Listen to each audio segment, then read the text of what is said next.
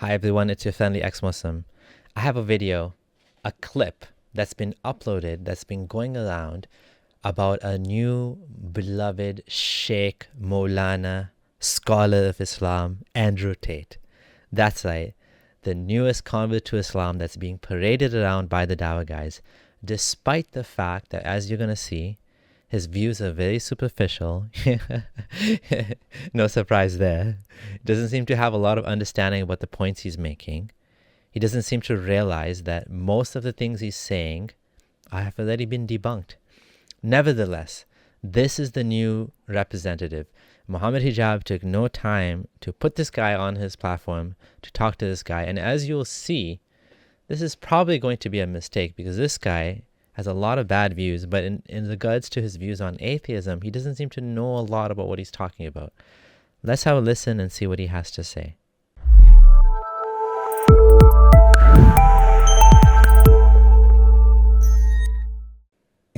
Children getting murdered, people getting sick for no reason. Like, all of this genuine bad things are happening in the world, as well as the fact that I truly believe the agendas in charge of the world are genuinely evil. And there cannot be a force without an equal and opposite force. That's Newton's third law, right? So Newton's third law is a law of physics. It doesn't say that because there's evil in the world, there has to be a good God. In fact, you're just assuming things here. Why does it have to be the case that there is a good God? There could theoretically be only a bad God.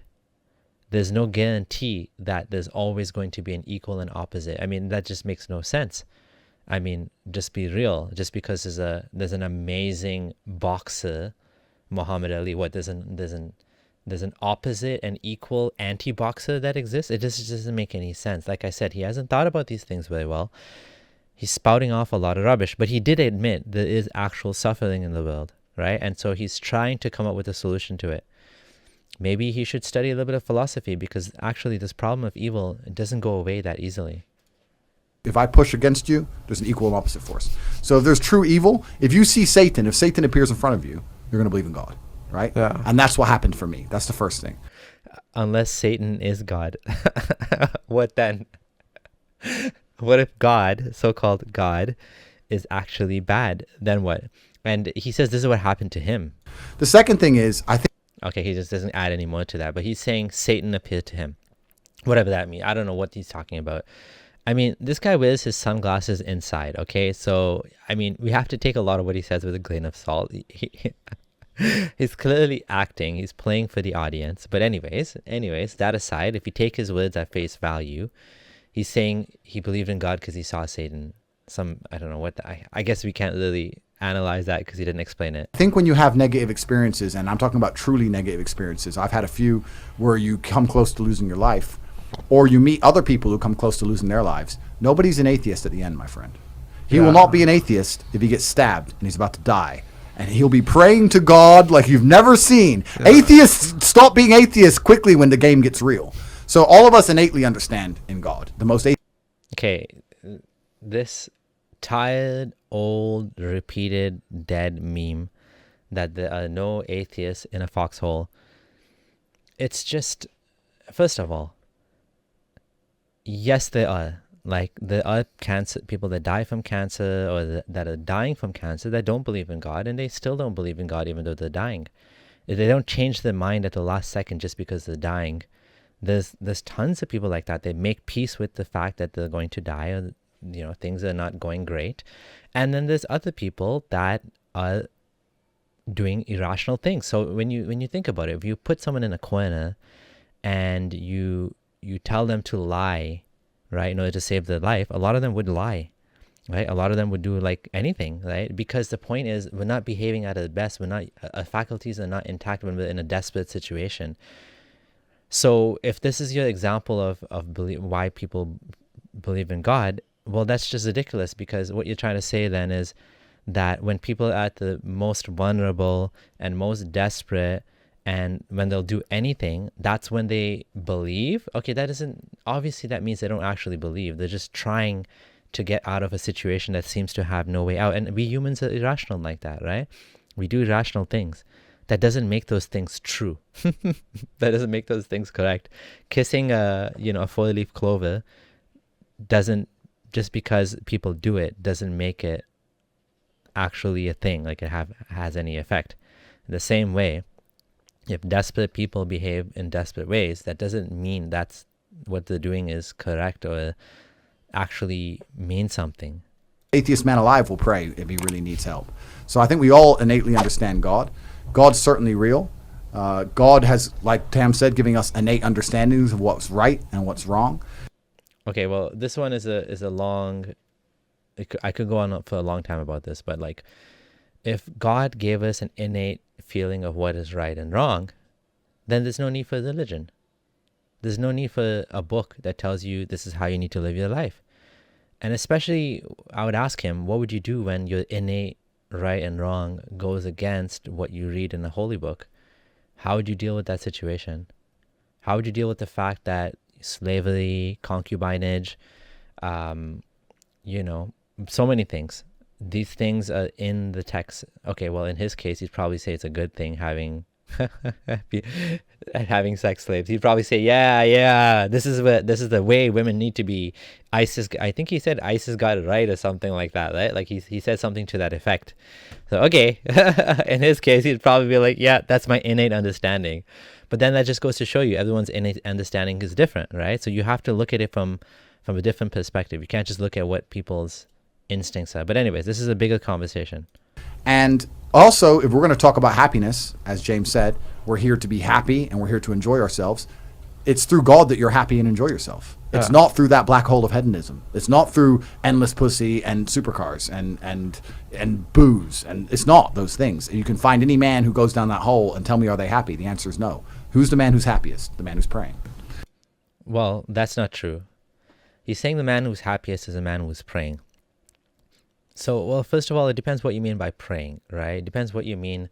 And of course, what he's saying about hedonism and chasing, all of that stuff, that's not going to make you happy, because that is not in line with what we've evolved, right, to be. What we gain benefit from is a sense of satisfaction is different for everybody. Some people, maybe that does make them happy. But he's right that it is superficial, and at the end of the day, it doesn't satisfy your deeper feelings of things that you can get only from relationships with others. For example, being a parent. I don't know if he's a parent, but I mean, and I know many people don't want to have kids, but the fact is, some of the deepest, most meaningful experiences you have in your life, and the most annoying as well, are related to being a parent. Right? Like, it's just, you can't replace the feeling of joy and comfort and happiness you get from your little daughter or little son, like coming to you and hugging you and saying they love you, and, even like making sacrifices for them. It feels good